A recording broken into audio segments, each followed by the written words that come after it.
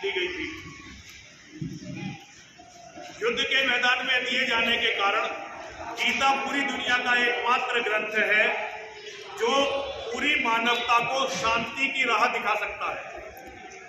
हम हिंदू, हम सनातन के मानने वाले भी एक बहुत ही गहन युद्ध में हैं, जहां हमारे संपूर्ण अस्तित्व को खतरा है। इस समय आप लगातार सोशल मीडिया में देख रहे होंगे, जगह जगह हमारी हत्याएं हो रही हैं, जगह जगह हमारी बहन बेटियों से बलात्कार करके उनकी हत्याएं हो रही हैं, जगह जगह हमारी गौ माता की हत्या हो रही है, उन्हें मारा जा रहा है, जगह जगह हमारे मठ मंदिरों पर अतिक्रमण किया जा रहा है। और आज स्थिति ये हो गई है कि अब कोई आवाज नहीं है। पहले हम कम से कम विरोध तो करते थे, आज हिंदुओं ने विरोध भी करना बिल्कुल बंद कर दिया है। कोई बड़ी आवाज आप इसका विरोध करते हुए नहीं सुनेंगे। पहले हमने देखा, हमारा बचपन था, कोई घटना होती थी तो हजारों लोग इकट्ठे होते थे। आज थोड़ा बहुत विरोध अगर होता है तो सोशल मीडिया पर, प्रैक्टिकल जमीन पर कोई विरोध नहीं है। ये हमारे लिए एक बड़ी हताशा की, बड़ी निराशा की बात है। तो अब केवल हम समझते हैं गीता ही एकमात्र ऐसी पुस्तक है जो हमें रास्ता दिखा सकती है। जैसा कि आप देख रहे हैं, ये यज्ञ चल रहा है। ये यज्ञ हम विजय और सद्बुद्धि की देवी मां बलगामुखी का कर रहे हैं। हम लोग यहाँ इकट्ठे होकर अपनी मां और महादेव से प्रार्थना कर रहे हैं कि मां और महादेव हम सबको सद्बुद्धि दे, अपनी भक्ति दे, पौरुष दे, पुरुषार्थ दे, पराक्रम दे, ताकि हम, देखिए एक विशेष बात है, देवता केवल सद्बुद्धि और पराक्रम देते हैं। लड़ाई कौम को अपने आप लड़नी पड़ती है, और जो कौम नहीं लड़ती वो समाप्त हो जाती है। तो हम तो मां और महादेव से ये प्रार्थना कर रहे हैं कि मां और महादेव हम हिंदुओं को, 100 करोड़ हिंदुओं को सद्बुद्धि दें,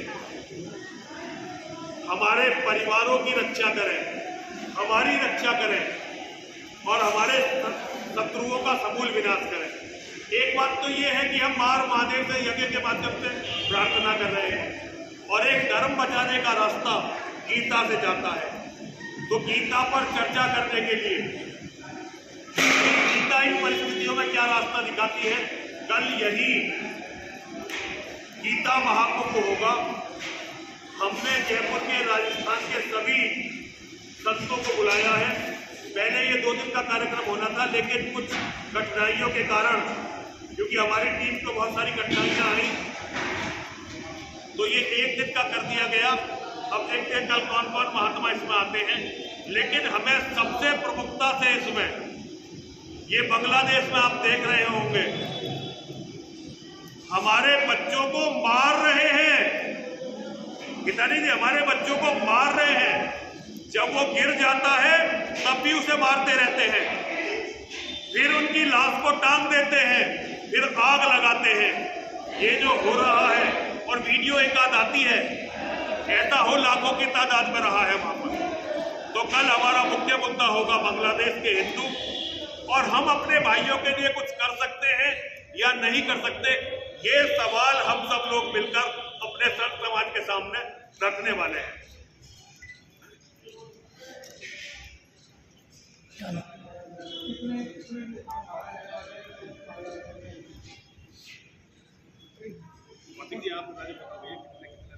देखिए, कल का जो गीता महाकुंभ होने जा रहा है, उसके अंदर जयपुर के जितने भी देवालय हैं प्रमुख, उनके संतों को तो इन्विटेशन दिया ही गया है।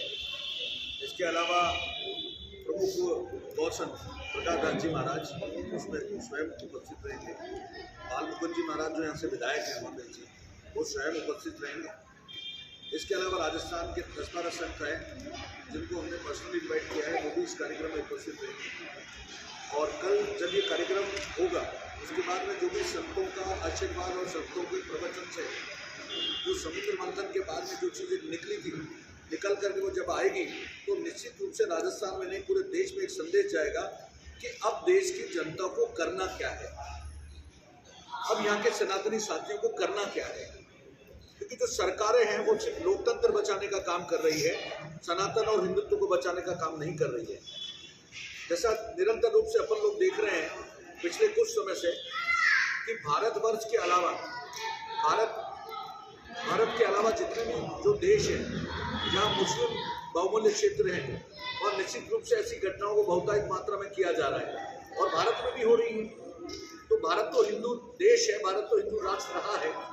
बहुत सारी चीज़ें ऐसी हैं जहाँ सरकार को यहाँ काम करना चाहिए। बांग्लादेश में इतनी सारी घटनाएं हो रही है, इतने बड़े बड़े संगठन हैं, कोई भी आदमी खुल के नहीं बोल रहा है। इसका प्रमुख कारण क्या है, ये देश की जनता जानना चाहती है।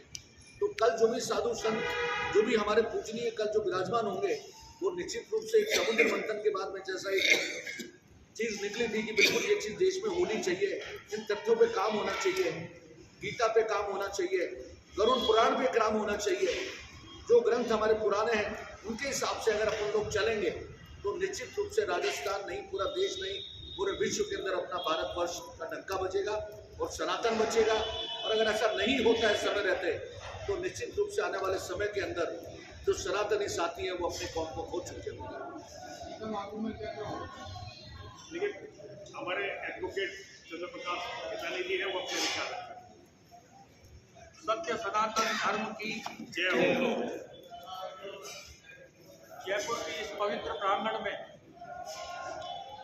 गुरुदेव ने अपना आशीर्वाद देकर इस तपोभूमि को और पवित्र बनाया, अपने तेज से, अपने कर्म से, अपनी विचारधारा से। आज हिंदू समाज की सबसे बड़ी दुर्गति ये रही कि हम उंगलियां चलाना जानते हैं लेकिन हाथ उठाना नहीं जानते। हम सोशल मीडिया पर अपने आप को बहुत तीस मार खा समझते हैं कि साहब मैंने इतने ग्रुप बना लिए, मैंने व्हाट्सएप पे ये कर दिया, मैंने सोशल मीडिया पे ये कर दिया। लेकिन वक्त की पुकार ये है, अगर तुमको अपनी कौम को जिंदा रखना है तो सोशल मीडिया से बाहर आना पड़ेगा और धरती पर आकर अपने कर्म से जो है इस खेती को सींचना पड़ेगा।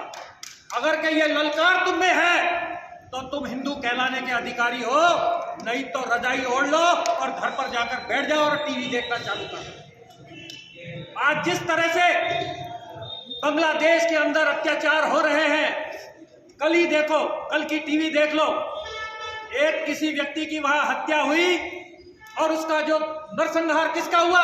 हिंदुओं का हुआ। हम इसलिए मर रहे हैं, इसलिए कट रहे हैं क्योंकि हमारा कोई बाप नहीं है। और बाप इसलिए नहीं है कि जो हमारा बाप है वो देख रहा है कि जिनको मैंने पैदा किया है, जिनको मैंने शिक्षा दी है हिंदुत्व की, और वो आदमी केवल तू मेरा मैं तेरा, मैं तेरी काटूंगा तू मेरी काटेगा, इसलिए जो है सनातन धर्म कैसे आगे बढ़ेगा।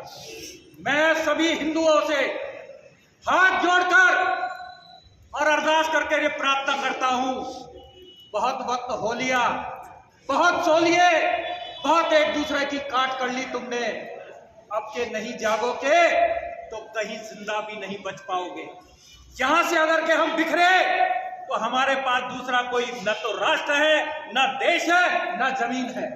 मेरे भाइयों, मैं मातृशक्ति को आह्वान करता हूं, मेरे मीडिया को आह्वान करता हूं कि वक्त की बलिहारी है कि 21 दिसंबर 2025 को श्री राम मंदिर के पवित्र प्रांगण में गीता महाकुंभ का यज्ञ नहीं हो रहा है।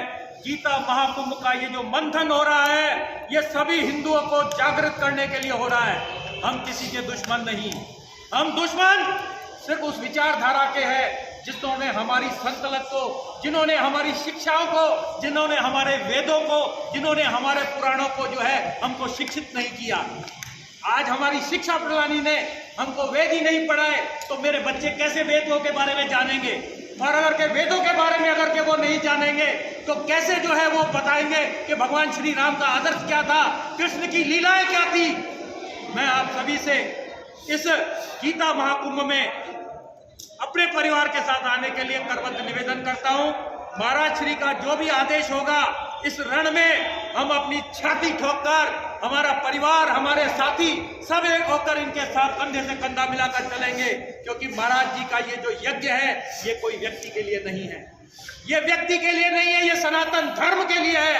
अब सनातन धर्म को जागना पड़ेगा और पहचानना पड़ेगा कि सनातन धर्म की जो शक्ति है वो 1400-1500 साल पुरानी नहीं है, लाखों लाखों वर्ष पुरानी है। चाहे वो सिंधु सभ्यता की हमारी जो है धरोहर हो, चाहे हमारे वीरों की धरोहर हो, महाराणा प्रताप की धरोहर हो, झांसी रानी की धरोहर हो। अब हमको ये पाठ पढ़ने पड़ेंगे और सीखने पड़ेंगे। मैं इसी बात को लेकर अपनी वाणी को विराम देता हूँ। जय हिंद, जय भारत। अब हमारे भाई इस कार्यक्रम को पूरा जिन्होंने अपनी मेहनत से सींचा और एक एक व्यक्ति को जोड़कर इस मिशन को आगे बढ़ाया, भाई राजू जी बॉक्सर, मैं उनसे निवेदन करूंगा कि वो अपनी बात आपके साथ रखें।